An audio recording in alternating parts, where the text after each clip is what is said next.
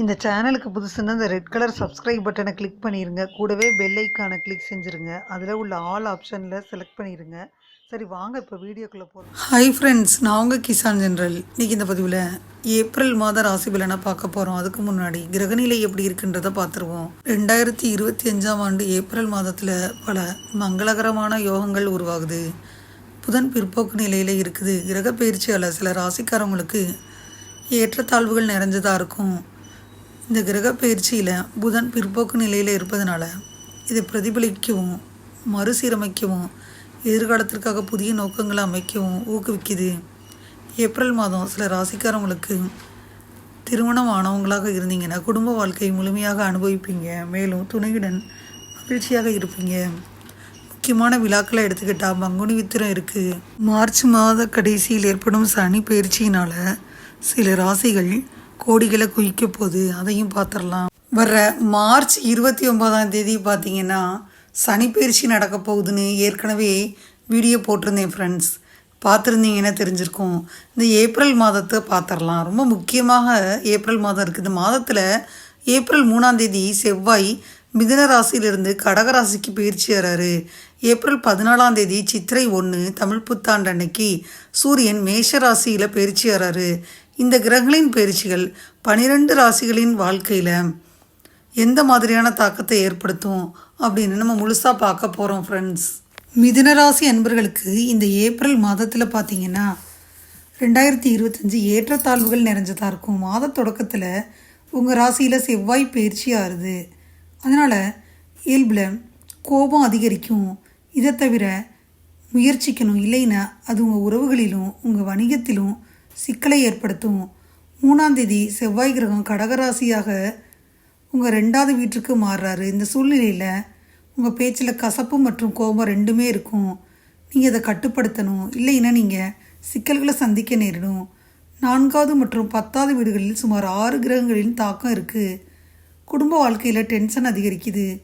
4வது வீட்டில் குருவின் பார்வை சில சூழ்நிலைகளை கையாளும்.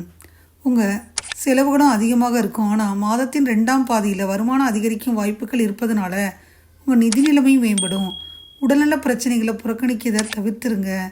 அதை புறக்கணிச்சிங்கன்னா பிரச்சனைகளை சந்திக்க வேண்டி வரும். மாணவர்களுக்கு கடினமான சவால்கள் நிறைஞ்சதாக இருக்குது. கடின உழைப்புக்கு பிறகு தான் அவர்களால் வெற்றியை அடைய முடியும். வேலை மற்றும் வியாபாரத்தில் எச்சரிக்கையுடன் செயல்பட வேண்டிய நேரம்.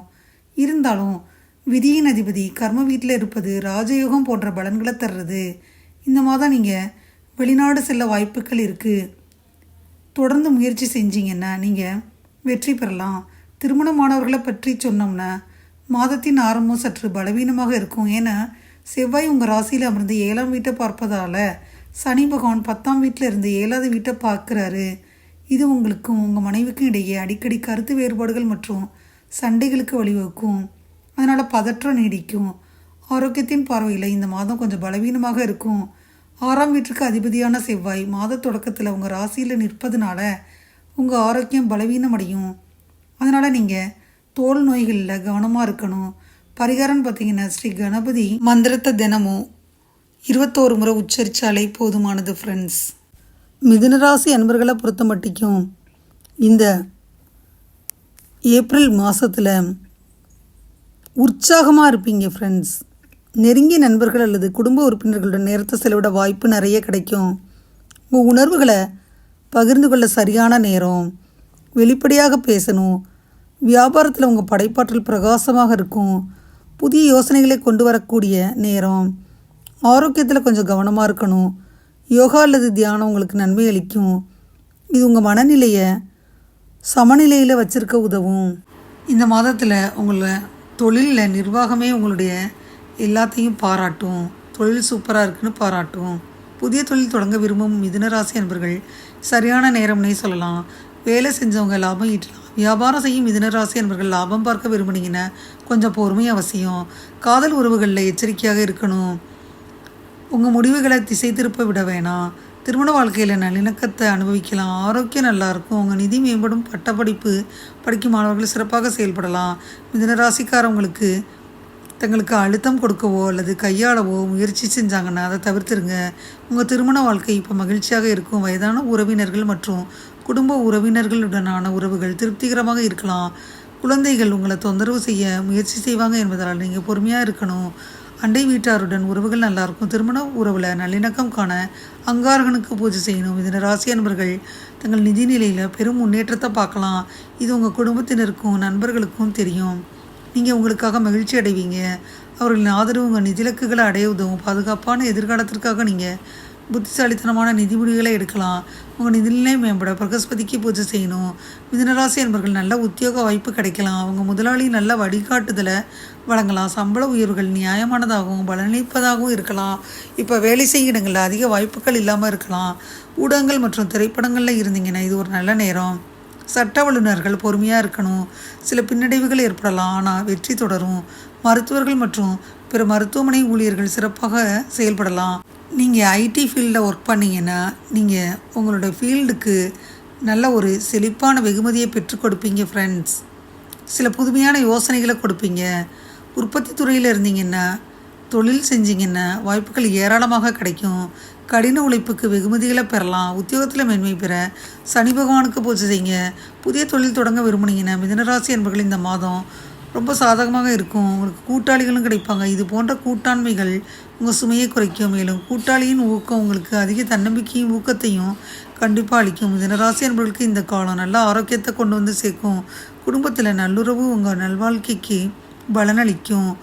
இருந்தாலும் உங்கள் உணவில் கவனமாக இருங்க. ஏன்னா உங்களுக்கு சில செரிமான பிரச்சனைகள் ஏற்படுது. உங்கள் ஆரோக்கியம் மேம்பட பிரகஸ்பதிக்கு பூஜை செய்யணும். தொடக்கப்பள்ளி மற்றும் உயர்நிலை பள்ளி மாணவர்களாக இருந்தால் உங்களுடைய கல்வி விஷயத்தில் சற்று முன்னேற்றத்தை பார்க்கலாம். ஆசிரியர்கள் உங்களுக்கு வழிகாட்டலாம்.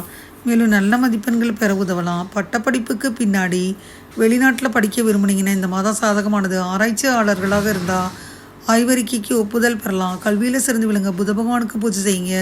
சுப தேதிகள் 1, 2, 5, 6, 7, 8, 10, 11, 12, 14, 16, 17, 18, 19, 20, 21, 22, 23, 24, 27, 28, 29, 30.